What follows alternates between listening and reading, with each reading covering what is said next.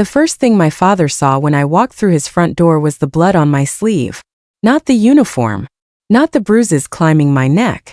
Not the fact that I hadn't slept in almost 48 hours after pulling civilians out of a collapsing extraction zone halfway across the world. He looked at my combat fatigues the way someone looks at a stain on white carpet.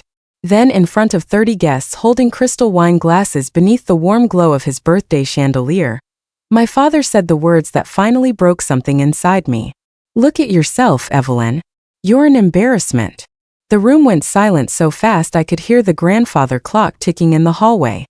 20 hours earlier, I'd been kneeling in desert sand trying to stop a 19-year-old medic from bleeding out through both lungs while bullets cracked overhead. I'd carried a little girl through fire. I could still hear her screaming every time I blinked. I'd watched my best friend Marcus die buying us 30 extra seconds at the helicopter. But my father looked at me standing in his doorway and all he saw was shame. I should have turned around and left. God knows I wanted to. But after everything that happened overseas, after 48 straight hours of adrenaline and death and fear, some stupid part of me still wanted what I'd wanted since I was 12 years old. I wanted my father to look at me like I mattered. Rain dripped from my coat onto the polished hardwood floor. My overnight bag hung from my shoulder so heavily it felt filled with concrete. My left arm throbbed beneath the temporary field dressing hidden under my sleeve. Exhaustion sat behind my eyes like hot iron. Charles Carter stood beside the dining room table in a navy blazer with a silver pocket square, crystal tumbler balanced in one hand. Even at 71, he carried himself like the CEO he used to be. Perfect posture. Perfect smile for everyone except me. His eyes traveled over my dirt-streaked uniform. "You couldn't even bother changing first?" A few guests shifted awkwardly. I came straight from base. Clearly. Amanda rushed toward me before the silence got worse. At 42, she still carried that nervous energy she'd had as a teenager trying to keep peace after our parents fought. "You made it," she whispered, hugging me carefully. "Barely." She pulled back and lowered her voice. "Dad's been drinking." "That's not new." Across the room, my older brother Daniel pretended to study his bourbon instead of looking at me. That was Daniel's specialty. Avoiding discomfort. He wore a charcoal suit worth more than my monthly mortgage, and had the polished confidence of a corporate attorney who'd never failed at anything. My father lifted his glass slightly. "You look like you slept in a ditch." A few nervous laughs flickered around the room. Heat crept into my face. "I've been working," I said. "Doing what exactly?" One of his golf buddies asked casually. "Still doing all that tactical stuff?" I forced a polite smile. "Something like that." My father exhaled sharply through his nose. "Honestly, Evelyn, you're 40 years old. Most women your age have families. Stability. A normal life." I stared at him.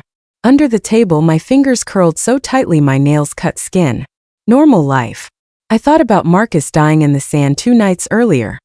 I thought about the little boy who clung to my vest crying for his mother while smoke rolled through the compound. I thought about the terrified aid workers we dragged onto the helicopter while mortar fire shook the ground beneath us. Amanda whispered carefully, "Maybe let her sit down first." No, he waved a dismissive hand. "I'm serious.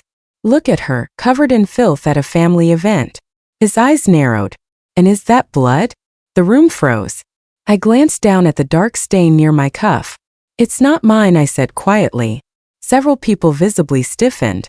One woman set her wine glass down too fast. My father looked disgusted. "Jesus Christ.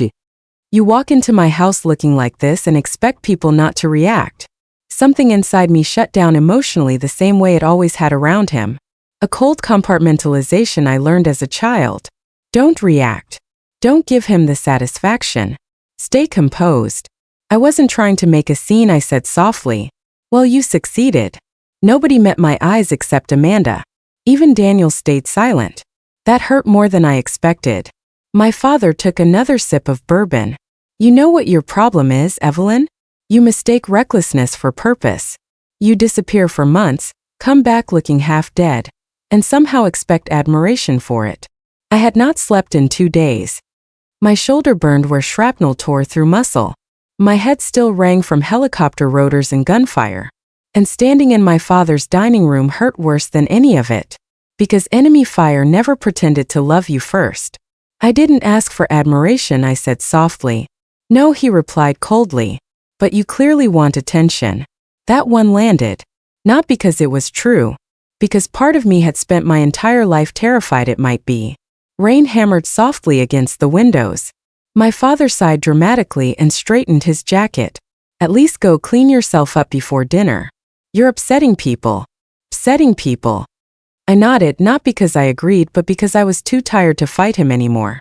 I turned toward the hallway and that's when my phone vibrated. One vibration, then another. Restricted number. I stepped away from the dining room noise and answered quietly. Major Carter. The voice on the other end was calm, official, unmistakably Washington. Major Evelyn Carter, this is General Raymond Holloway. The Joint Chiefs need you in D.C. immediately. I stopped breathing. Behind me, I could still hear glasses clinking at the party. Still hear low conversations. Still hear the humiliation hanging in the air like smoke. General Holloway spoke again.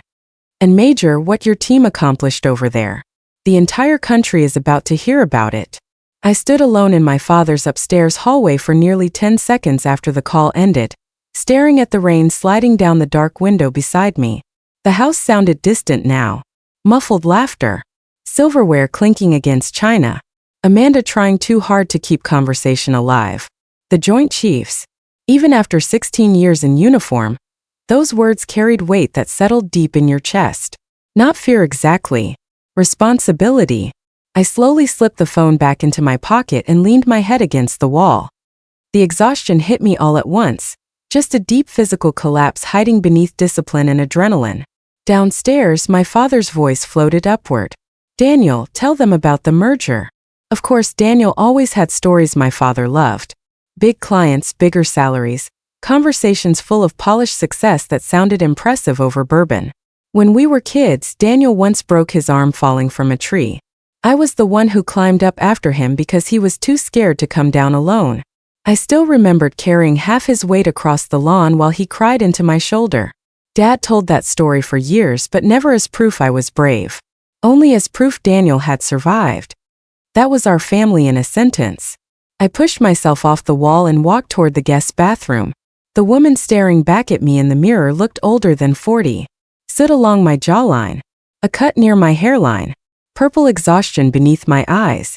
My brown hair had escaped its bun hours ago and hung in damp strands around my face. For a second, I saw my mother instead of myself. Same eyes, same stubborn mouth. She used to stand behind me in this very bathroom before school dances, pinning curls into my hair while Dad complained downstairs that I took too long. You don't have to shrink yourself to make other people comfortable, she once whispered while adjusting my necklace in the mirror. I think about that sentence more now that she's gone, especially around my father. I carefully rolled my sleeve higher and peeled back the temporary dressing on my shoulder. The wound looked ugly but manageable. Purple bruising spread across my collarbone where the impact had thrown me against the helicopter frame. The medic at Andrews said I needed stitches properly redone within 12 hours. Funny how emotional wounds can silence physical ones. I cleaned the dried blood from my arm as best I could. Pink water spiraled down the sink drain. Then I heard footsteps. Amanda leaned quietly against the bathroom door frame. You okay? I almost said yes automatically. Military reflex. Instead, I gave a small shrug. He shouldn't have said that. No, y raplia sufli. He shouldn't have. She folded her arms tightly. He's worried about you. I actually laughed at that. A tired, humorless sound. No, he's embarrassed by me. That's not true, Amanda. I turned toward her. He looked at me tonight like I was something he needed hidden before guests arrived. She looked down immediately because she knew I was right. You know, he watches the news every time there's military action overseas, she said quietly. Every single night. That doesn't mean anything. It means he's scared. Ist daher? No. It means he's ashamed. Before she could answer, voices rose downstairs again. Amanda sighed. Please just survive dinner. I almost told her I had survived worse than dinner. But honestly, at that moment, I wasn't completely sure. She left and I stayed another minute staring at myself in the mirror. The strange thing about rejection from a parent is that it never really gets easier. No matter how old you become, Some wounded part of you still hopes next time will be different. I headed downstairs because leaving now would create a bigger scene. God forbid I ruin my father's perfect evening. The dining room glowed warm beneath the chandelier. My father stood at the center telling a story about Daniel's latest courtroom victory, while guests listened politely. When his eyes found me again, I saw that same disappointment, that same silent judgment. For one brief second I saw something else underneath it though. Fear. It vanished almost immediately. But I caught it. I took my seat quietly at the far end of the table. Amanda sat beside me and squeezed my hand once under the tablecloth before letting go. Dinner continued. Conversation drifted around me like radio static. Stock markets, real estate, retirement communities. Nobody asked where I'd been. Nobody asked why my hand shook lifting my water glass. At one point, one of the guests smiled politely toward me. So, Evelyn, are you stationed locally now? Mostly Virginia. Must be difficult for a woman. Before I could answer, my father cut in smoothly. She's always had something to prove. Not pride, not concern.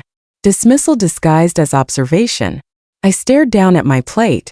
I remember being 17, standing in our kitchen, holding my West Point acceptance letter while my mother cried tears of joy.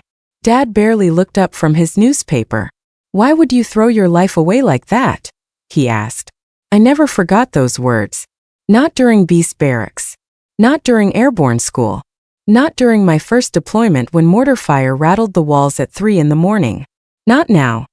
Then the television in the adjoining sitting room interrupted dinner with a breaking news alert. The room quieted instantly. A news anchor appeared on screen looking unusually serious.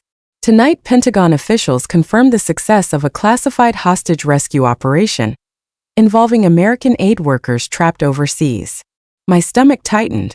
Sources described the mission as one of the most dangerous extractions conducted this year. My father glanced toward the television with mild interest. Still unaware. Still completely unaware that while he spent the evening calling me an embarrassment, his daughter had been one of the soldiers standing inside that fire. Then the front doorbell rang. Sharp. Heavy. Every conversation stopped. A moment later, the family butler hurried toward the foyer. Then his suddenly nervous voice echoed through the hallway. Sir, there's a general here asking for Major Evelyn Carter. The entire house went still. Not quiet. Still. The kind of silence that presses against your ears until even breathing feels too loud. My father slowly lowered his wine glass onto the table. Amanda turned toward me immediately, eyes wide. The butler appeared in the doorway. General Holloway is requesting Major Carter immediately. My father blinked. A general? Every eye in the room turned toward me. I pushed my chair back slowly and stood despite the sharp pull in my injured shoulder. I should take this, I said quietly. Nobody stopped me. The foyer lights glowed soft amber against polished marble floors. Rain still hammered against the windows. Through the glass panels, I could see dark government SUVs lined along the curb. 2 uniformed officers stood beneath umbrellas outside. And there, waiting calmly in full dress uniform beneath the chandelier light, stood General Raymond Holloway. 4 stars. Decorations across his chest. Sharp silver hair. Eyes that looked permanently exhausted from carrying the weight of too many wars. The second he saw me, his posture shifted. Formally. Major Carter. I straightened automatically despite the ache in every muscle. Sir. Then to my father's absolute shock, General Holloway saluted me first. The room behind me fell completely silent. I returned the salute immediately. Easy, Major, he said gently after lowering his hand. You've done enough for 1 week. My father stepped carefully into the foyer behind me. General, I'm Charles Carter. Holloway acknowledged him politely but briefly. His attention returned directly to me. I apologize for arriving unannounced, Major, but Washington requested immediate transport. Transport. Not meeting. Not briefing. Transport. That meant this had gone far beyond internal military recognition. Sir, is this regarding Operation Lantern? The general nodded once. It's no longer classified. The words landed heavily in my chest. After 48 hours of silence, after signing non-disclosure orders before Wheels Up at Andrews, after carrying the entire mission locked inside my head while being humiliated at my father's dinner table. Now the truth was finally breathing air. "May I come inside?" the general asked. Of course, my father answered quickly, suddenly transformed into the gracious host again. The general stepped into the dining room. Every guest stood instinctively now, tension crackling through the room. Nobody touched their food anymore. The television still murmured softly in the next room about the rescue mission overseas. General Holloway faced the room calmly. "I understand this is a private family gathering," he began, "but given the circumstances, I felt it important to personally acknowledge Major Carter's actions tonight." I saw Amanda's hand rise slowly toward her mouth. My father remained perfectly still. The general continued, 8 hours ago, a humanitarian convoy carrying American medical personnel was ambushed near the Syrian border. 11 civilians, including 2 children, became trapped behind hostile lines. The room stayed silent except for the rain outside. I kept my eyes fixed forward, not because I was disciplined, because I suddenly could not bear to look at my father.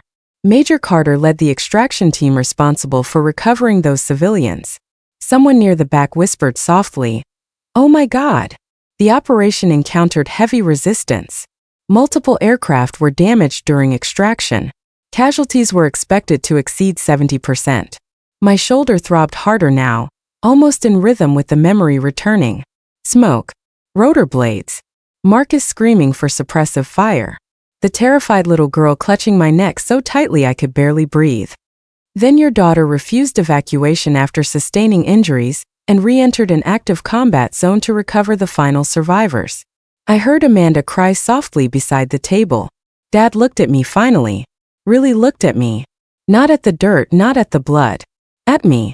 5 American civilians are alive tonight specifically because Major Carter ignored direct danger to herself. Nobody moved. Nobody even blinked. The room felt frozen in time. Then Holloway said the sentence that changed everything. The Joint Chiefs personally requested Major Carter's presence at the Pentagon this evening before formal commendations are announced. One of my father's business associates actually sat down slowly like his legs stopped working. Daniel stared at me in disbelief. And my father looked suddenly old. Not physically. Spiritually. Like something inside him had cracked open all at once. His eyes drifted toward the dark stain near my sleeve again. Only now he understood what he was looking at. Not mess, not recklessness. Cost. "I've commanded soldiers for 32 years, Mr. Carter," Holloway said gently. "Most people spend their lives hoping they'll be brave when the moment comes." He glanced toward me briefly. "Your daughter already proved she is." I swallowed hard. That almost broke me more than the insult earlier, because strangers had spent my entire adult life seeing value in me more clearly than my own father ever could. The television in the other room continued talking quietly about heroic military personnel. Heroic. If only they knew how afraid we all were. There's a lie civilians believe about soldiers. They think courage means fear disappears. Doesn't. Courage is hearing your own heartbeat scream in your ears while moving forward anyway. Marcus knew that. God, Marcus. My chest tightened sharply. General Holloway noticed immediately. His voice lowered. "I'm sorry about Sergeant Green." The room blurred for half a second. I looked away. "Thank you, sir." Nobody downstairs understood the meaning of that sentence except me. Sergeant Marcus Green, dead at 27. A man who carried pictures of his twin daughters folded inside his vest pocket. A man who died buying us 30 extra seconds near the helicopter. 30 seconds that saved 11 civilians. And while his body cooled inside a transport aircraft, I was standing in my father's dining room being called an embarrassment. Something twisted violently inside my chest. Not anger. Grief. The kind that arrives late because survival did not leave room for it earlier. "You should have been in medical already," Holloway said. "I'm all right, sir." "That wasn't a suggestion, Major." Then my father finally spoke. His voice sounded smaller than I had ever heard it. You were injured." I looked at him quietly. There were 1,000 things I could have said. "Yes, Dad. While you were embarrassed by dirt on my uniform, I was bleeding through it. But suddenly I felt too tired for cruelty. So I simply answered honestly, a little." His face collapsed almost invisibly after that. And for the first time in my life, my father looked ashamed of himself. General Holloway gave me 5 minutes. 5 minutes to collect whatever I needed before the convoy took me into D.C. 5 minutes to step out of my father's dining room after my entire life had been rearranged in front of witnesses. The room had changed its opinion of me in an instant. 10 minutes earlier, I had been the uncomfortable daughter in the dirty uniform. Now everyone looked at me like I had become someone sacred. One woman actually touched my arm as I passed and whispered, "Thank you for your service," with tears shining in her eyes. That was the thing about admiration arriving late. It did not warm you the way people imagined.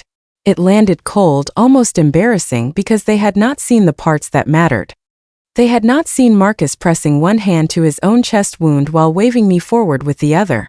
They only saw the ending. America loves the ending. Amanda followed me into the hallway. I stopped. Her face had gone pale. For once she looked exactly like my sister again. Not the peacemaker, not the surgeon trying to stitch our family together. "You should have told us." I couldn't. She wiped beneath one eye quickly. For years, our family had treated my father's pain like a weather system. Something unavoidable. Something everyone else learned to dress around. If he thundered, we lowered our voices. If he withdrew, we pretended silence was dignity. But fear does not stop being damaging just because it was born from grief. I slung my bag over my good shoulder, then winced before I could hide it. Amanda saw. "Let me look at that." "There isn't time." "Evelyn." I almost smiled. She used my full name only when switching into doctor mode or older sister mode. Before I could answer, Daniel appeared at the end of the hall. He looked uncomfortable, his expensive suit suddenly out of place. "I can drive you," he said. "To DC or the hospital, wherever." "I can drive. There's a government convoy outside." "I know that." He loosened his tie and looked down. I just wanted to do something useful. For a moment, none of us spoke. Daniel had spent most of his life being impressive, which is not the same thing as being brave. He had learned early that silence kept him favored. Now standing here, he looked like he knew exactly what that silence had cost someone else. "I should have said something," he admitted. "Yes," I said. He flinched, but he didn't argue. "I'm sorry." I studied him for a long second. His apology was not dramatic. It did not fix anything, but it was clean, honest, no excuses attached. So I nodded once. "Thank you." Behind him, my father stepped slowly into view. He looked smaller beneath the hallway light. The navy blazer, the silver pocket square, the practiced authority, none of it worked anymore. "Evelyn," he said. I felt every muscle in my body tighten. Amanda and Daniel both seemed to understand this was not their moment. They moved back without being asked. My father took one step toward me, then stopped as if he no longer trusted himself to come closer. "I didn't know," he said. The words hung there. Small words. Dangerous words. Because part of me wanted to forgive him immediately just to end the discomfort. That was the child in me. The daughter trained by years of sharp dinners and colder breakfasts to protect his feelings before my own. But I was not 17 anymore. I was not standing in the kitchen with a West Point letter trembling in my hand. I was not waiting for him to decide whether my life had value. "No," I said quietly. "You didn't." His jaw worked once. "If I had known, you would have been proud tonight. But I needed him to feel it." "Would you have been proud because I saved people?" I continued, my voice still calm. "Or because someone important finally told you I was worth respecting?" He opened his mouth. Nothing came out. That silence answered more than any confession could have. I looked toward the dining room at the guests who had gone quiet again. Then I looked back at my father. "I spent my whole life trying to make you proud. I thought if I became strong enough, useful enough, decorated enough, you would finally see me." My voice almost caught, but I held it steady. "Tonight I realized you were never looking." His eyes filled slowly. My father did not cry. Not when my mother died. Not at the funeral. Not when he stood beside her grave with his hands folded behind his back. But now his eyes shone under the hallway light. "Evelyn." I shook my head gently. "I don't need you to be proud of me anymore." That sentence did not come out angry. It came out tired. And maybe that made it hurt worse. Outside, a car door opened. One of Holloway's officers waited beneath a black umbrella in the rain. I adjusted the strap on my bag. My father looked toward the doorway, panic crossing his face for one brief second. The kind of panic men feel when they realize an apology has not arrived in time to stop someone from leaving. Please, he said quietly. Don't go like this. I looked at him for a long moment. Then I stepped closer and lowered my voice so only he could hear. Dad, I already left like this years ago. You're only noticing tonight. His face crumpled. I did not stay to watch the rest of it. General Holloway waited in the foyer, expression unreadable but kind. He had heard enough to understand and enough discipline not to mention it. Ready, Major? No, not even close. But I had been unready before. Yes, sir. As we stepped outside, rain struck my face cold and clean. The SUVs idled along the curb, red tail lights glowing against the wet street. Behind me, through the open front door, I heard my father say my name once more. This time he did not sound disappointed. He sounded afraid. I climbed into the back seat anyway because some daughters spend their whole lives waiting to be chosen, and some finally learn to choose themselves. Washington looked different after midnight. Cleaner somehow. The monuments glowed pale against the dark sky while rainwater shimmered across empty streets like liquid glass. From the back seat of the SUV, I watched the Capitol dome blur past through exhausted eyes, my reflection faint in the window beside it. General Holloway sat across from me in silence for most of the drive. Not uncomfortable silence. Soldier silence. The kind that understands some thoughts need room to breathe before words touch them. Eventually, he handed me a folded cloth napkin from the console. You still have blood near your jaw. I touched my face instinctively and found dried residue. Probably Marcus. Maybe mine. Hard to know anymore. Sorry. Don't apologize for surviving. That sentence settled heavily in the car. I cleaned my face quietly while city lights slid across the windows. After a moment, Holloway spoke again. Sergeant Green's family has been notified. I stared down at the stained napkin. How did they take it? The way families always take it. I nodded. There is no good way to hear your child is never coming home. No speech softens it. No folded flag repairs it. Marcus' daughters would grow up with photographs and stories and medals in a shadow box. Someday they would ask whether he was scared before he died. I hoped someone wouldn't lie to them, because Marcus had been terrified. So was I. So were all of us. That did not make him less brave. It made him human. The SUV turned beneath the guarded entrance of the Pentagon parking structure. Security lights washed over concrete walls as barriers lifted ahead of us. Inside the building felt strangely quiet at that hour. Endless corridors, fluorescent lights, faint smell of coffee, polished floors. Staff officers moved quickly past us, carrying folders and tablets. Nobody stared at me. Real respect rarely looks dramatic. The people inside those halls recognized exhaustion instantly.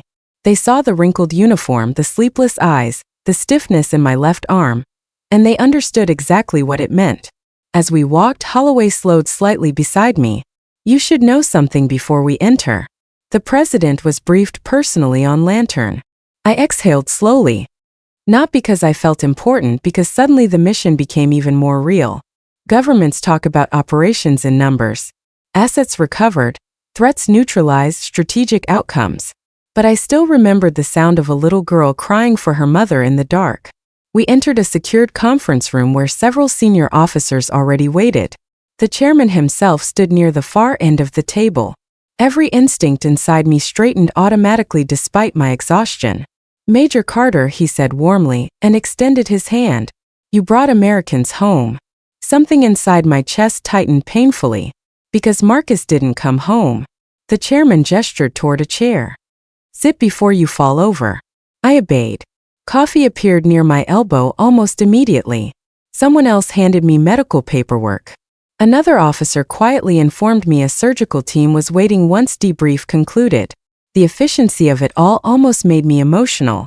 Not because it was glamorous, because after years of feeling emotionally invisible inside my own family, it was overwhelming to sit in a room where competence was noticed without needing explanation.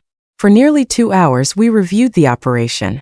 Satellite timelines, extraction details, enemy movement, civilian recovery conditions.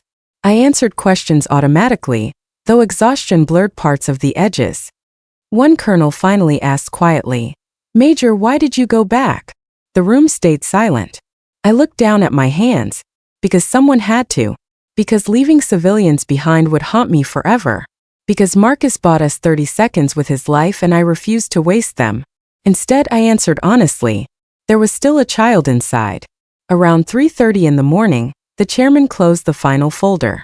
You understand formal recognition will become public within 48 hours. Yes, sir. The chairman studied me more carefully. General Holloway informed us there was an unfortunate incident at your family gathering tonight. I stiffened slightly. It's personal, sir. Yes, he said gently, but I suspect many soldiers would understand it. One of the hardest things about service is accepting that the people we love often cannot follow us where we've been. His eyes held mine steadily. Do not confuse someone's inability to understand your sacrifice with proof. It had no value. I looked away quickly because emotion finally rose sharp behind my ribs. Not from the commendations, not from the Pentagon. From kindness. Simple human kindness. Around dawn, I finally stepped outside the building. The rain had stopped. Cool morning air drifted across the empty courtyard, while the first gray light touched Washington's skyline. For a moment, everything felt strangely still. Then my phone vibrated. Dad. I stared at the screen. One missed call, then another, then a voicemail notification. I should have ignored it. Instead, I pressed play. For several seconds, there was only breathing. Then my father's voice came through rough and unsteady in a way I had never heard before. Evelyn, I don't know if you'll listen to this, but I kept thinking about when you were little and used to run into thunderstorms because they excited you. A broken laugh escaped him softly. Your mother used to say you were born without fear. His voice cracked. I think I spent so many years being terrified something would happen to you that I convinced myself resenting your choices hurt less than being proud of them. I closed my eyes. I was wrong, he whispered. God, Evelyn, I was so wrong. My throat tightened painfully. I should have seen you sooner. I lowered the phone slowly. The sunrise spread gold across the horizon beyond the Pentagon walls. And standing there in the quiet morning light, bruised and exhausted and grieving a man who would never see another sunrise, I finally understood something. My father's approval had shaped me, but surviving without it had forged me. A week later, he stood in my driveway before I left for Walter Reed Physical Therapy. No audience, no birthday guests, no police de speeches. Just an old man holding 2 coffees with trembling hands. When I stepped outside, he looked at my uniform for a long moment. Not the dirt, not the scars. Me. Then slowly my father stood straighter and gave me the first salute of my life. And this time I did not need it. But I accepted it anyway. If this story touched you, I'd love to know where you're watching from and what part stayed with you most. Sometimes the deepest wounds in life don't come from strangers. They come from the people whose approval we spend years chasing. And sometimes healing begins the moment we realize our worth existed long before they recognized it. Share your thoughts below. Subscribe so you don't miss the next one. Thank you for listening.